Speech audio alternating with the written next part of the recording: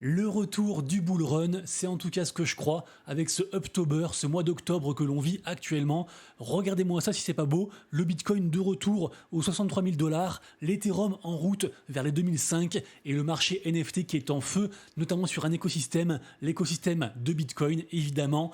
Le monde du blockchain gaming n'est pas en reste, notamment avec un jeu qui est en train de tout exploser, qui a encore fait plus de 150 000 spectateurs en direct sur Twitch hier. On va en parler, mais avant toute chose, bien sûr, bonjour à tous et bienvenue sur la première chaîne d'actualité quotidienne qui parle de NFT et de jeux blockchain. C'est tous les jours, ça dure un petit quart d'heure, et si c'est pas encore fait, pensez à vous abonner à la chaîne.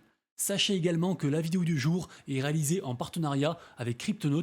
Cryptonaut, c'est un site d'actualité quotidien sur les cryptos et les NFT. C'est disponible en français et c'est entièrement gratuit. Et en plus des articles quotidiens, vous retrouverez dessus pas mal de ressources très intéressantes pour vous aider dans votre veille du Web3, notamment sur les projets qui marchent actuellement et les futurs projets. Pour ceux que ça intéresse, n'hésitez pas à aller faire un tour dessus. Vous retrouverez le lien de Cryptonaut juste en dessous, en description et en commentaire épinglé. Passons ensuite, comme tous les jours, au petit récap très rapide du marché NFT. Un marché NFT, comme les cryptos, complètement vert aujourd'hui, ça fait du bien. Alors bien sûr, on est encore loin des plus hauts, on n'est même pas à 70 milliards de market cap, mais je trouve que ça sent bon, notamment concernant différentes narratives, différentes tendances liées aux NFT. Je vous ai parlé pas mal de fois cette semaine de la tendance liée aux NFT memecoin, qui ont littéralement explosé avec des plus 100, 200, 300, voire 400% pour certaines collections. Également aussi, aujourd'hui, on a un très bel écosystème qui est vert, mais vert de chez vert, c'est les NFT Bitcoin, les NFT ordinales. Regardez-moi ça, notamment cette collection-ci, la collection Bitcoin Puppets, qui, bien qu'elle soit déjà présente dans le top 10 des NFT les plus capitalisés, toutes blockchains confondues, ils sont juste ici numéro 6, et bah Bitcoin Puppets affiche un plus 20% aujourd'hui. Sur une si grosse capitalisation, c'est juste incroyable, et pour le reste pareil aussi, Non Monkeys, très grosse collection, qui fait un plus 9%, bref, quasiment tout est vert, ça fait beaucoup de bien. Également aussi, autre écosystème dont quasiment personne ne parle, j'en ai parlé quelques fois, notamment parce qu'il a beaucoup fait parler à cause d'un meme coin qui a littéralement explosé. Je le rappelle, Shape, c'est une blockchain axée artiste et beaucoup d'artistes ont gagné beaucoup d'argent. Et également aussi, on a une nouvelle œuvre de l'immense artiste Xcopy qui est sur Shape. Donc vraiment, il y a une belle attention. Et je trouve que focus du coup CNFT, c'est très intéressant. Par contre, évidemment, il faut dig, il faut faire ses recherches et ça prend du temps. Toujours est-il que même si cet écosystème est fortement dilué, forcément il y a de plus en plus de layer 2, on n'en peut plus, il y a des projets de partout, vraiment c'est très compliqué, donc c'est très dur en fait pour un projet de vraiment être capitalisé comme avant au cycle dernier, et malgré ça, on a actuellement des baleines qui rechargent très fortement, notamment sur Bitcoin et aussi sur Ethereum, et ici on a une très belle vente d'une des collections les plus iconiques du monde des NFT. Je parle bien sûr des Bored Ape, les singes NFT, qui ont actuellement un floor price à 11,14 Ether. Ça reste une grosse somme, ça fait environ 70 000 dollars, mais vraiment c'est très très bas par rapport au plus haut qu'ils ont connu. Toujours est-il que là, on a un NFT très très rare de cette collection-ci, le Bored Ape numéro 7940, un Bored Ape Gold, comme on l'appelle, qui a été vendu à 1,4 million de dollars. C'est assez incroyable. Donc c'est ce NFT juste ici. D'ailleurs, c'est ce mec qui l'a acheté, Freelance Capital, qui est connu en fait dans l'écosystème. C'est une immense baleine, notamment qui est très investi côté NFT des Gods. Il est derrière le projet Flowing Protocol, qui permet de fractionnaliser une collection NFT en plein de petites parties pour la faire très très simple. Et donc ce mec en fait explique avoir perdu pour environ 20 millions de dollars d'assets suite à la faillite de l'exchange FTX. FTX avait différents NFT, ces NFT ont été vendus pour pouvoir rembourser en fait les créanciers, notamment, j'en avais parlé je crois il y a environ 2 semaines, on a ce groupe là en fait qu'on a racheté plein, et en fait dans ceux qu'ils ont acheté, ils avaient racheté celui-ci, le fameux NFT qui a été revendu donc à Flowing Protocol aujourd'hui pour 1,4 million de dollars. Moi, ce que je pense, c'est que cet écosystème NFT est très très niche et qu'il est fortement soutenu par un petit groupe de personnes, des baleines, des multimillionnaires, et que tant que ces personnes seront là, le marché NFT tel qu'on le connaît ne mourra pas. Les collections qui sont grandement envahies par les whales, type Pudgy Penguins, type Bored Ape, type Azuki, ou encore celles que j'ai citées tout à l'heure sur Bitcoin. Alors certes, je pense que ces collections NFT ne ratteindront pas leur ATH, leur all-time high qu'elles ont connu au cycle dernier. Par contre, moi perso, je suis persuadé qu'elles vont performer. De combien, je ne sais pas. Évidemment aussi, je peux me tromper, et ce n'est pas un conseil en investissement, mais quand je vois en fait le nombre de multimillionnaires qui s'investissent dans ce marché NFT, je me dis qu'ils vont pas laisser tomber comme ça de sitôt.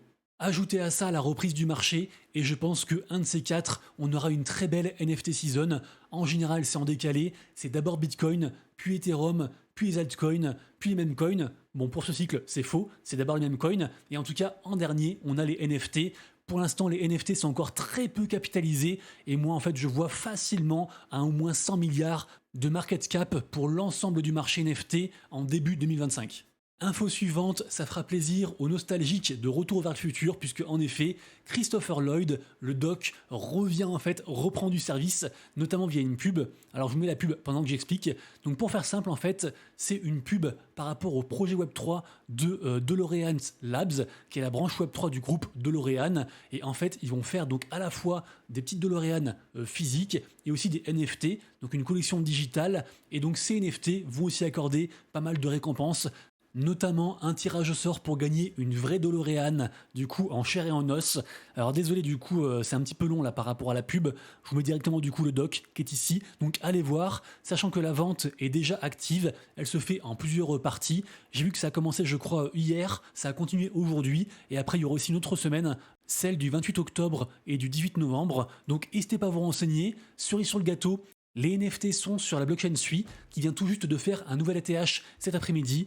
Également aussi, le mint est gratuit et il est soutenu par des partenaires qu'on connaît bien ici, notamment Animoca Brands et Motorverse. D'ailleurs, petite digression, j'ai bien réussi à choper des whitelists pour le partenariat entre Motorverse et Lamborghini. J'en avais parlé sur une vidéo, je crois, semaine dernière, et donc je ferai un tirage au sort parmi les commentaires de l'autre vidéo pour donc attribuer ces whitelists. Et juste pour terminer, moi j'ai essayé de minter ce NFT. Malheureusement, en fait, on peut créer un wallet en 30 secondes en reliant un compte Google ou Twitch, par exemple, et par contre après, il faut renseigner une adresse email et un numéro de téléphone, et j'ai jamais réussi à faire rentrer mon numéro de téléphone dedans en fait pour recevoir le code et valider le compte. Bref, je le redis, renseignez-vous, projet très intéressant selon moi. Ensuite, je vous partage une possible opportunité. En tout cas, moi, je vais en prendre, je pense, très bientôt. C'est la collection Girasan. Donc, elle est tombée à 0,33 Ether, alors que le prix de base, c'était 0,25 et qu'elle est montée, je crois, de mémoire, à genre 0,50, 0,60, un truc comme ça. Donc, on est presque sur un divisé par deux par rapport à l'ATH. Et en fait, c'est la collection NFT principale du PG Group. Il va y avoir un token qui va être airdroppé au holder. Et le PG Group est derrière plein de projets, notamment le projet Redacted Coin, qui, rappelez-vous, avait emmené plein d'influenceurs Web3 à Dubaï dans un avion privé. C'était assez fou. Et également aussi, ils sont derrière le DEX BullX qui est très utilisé et qui rapporte beaucoup d'argent. Donc, j'ai envie de croire à ce groupe de par leur contact et la cash machine que ça peut être. Et donc, je me dis que acheter des NFT Girasan vers ce prix-là, ça peut être intéressant.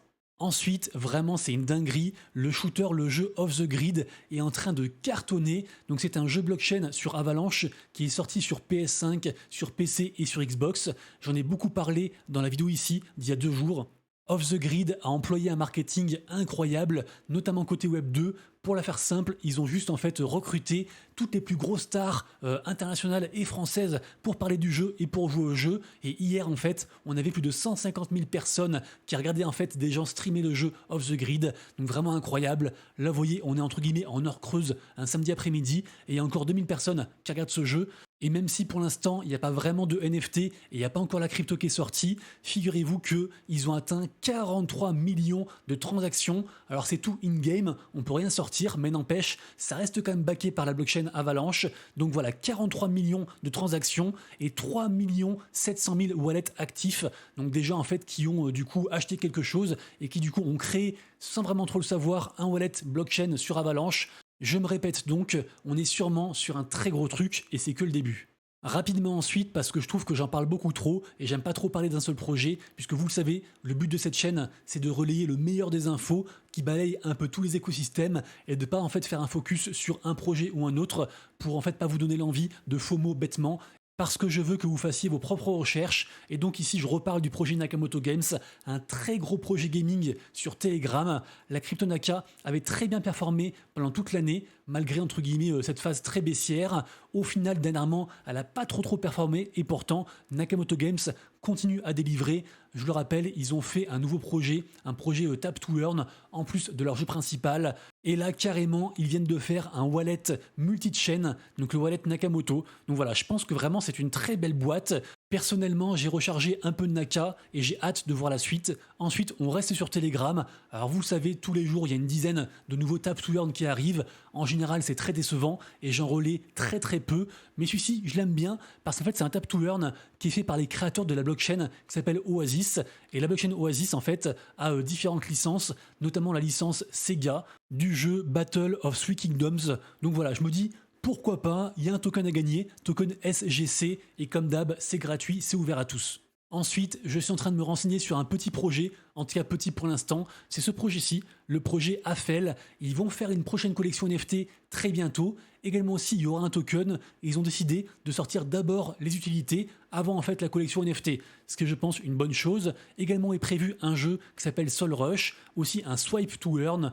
Donc l'évolution de ce qu'on a appelé la social faille, également aussi, je le répète, un airdrop de token moment, et en fait on peut déjà commencer à participer à la campagne de airdrop, c'est gratuit, ouvert à tous, il faut au moins avoir 1000 points pour pouvoir avoir une whitelist, et pour l'instant c'est juste des quêtes d'engagement social, donc like, RT, ce genre de choses. Le projet me semble intéressant, donc je le relais. Et pour terminer, très rapidos, on a un très joli partenariat entre Ronin et Chainlink, puisque en effet la blockchain gaming Ronin intègre Chainlink. On espère que ça participera à la sécurisation du réseau, puisque en effet on le rappelle, Ronin a eu pas mal de hacks par le passé. En tout cas voilà, très grosse nouvelle je trouve, et vous le savez, je surveille attentivement le token RON de cet écosystème-ci. Merci à tous d'avoir suivi la vidéo. Si vous avez aimé, pensez à liker et à vous abonner. Passez un excellent week-end. On se retrouve lundi. Et d'ici là, prenez soin de vous, de vos proches et de vos wallets. C'était Monsieur Rabbit. Ciao.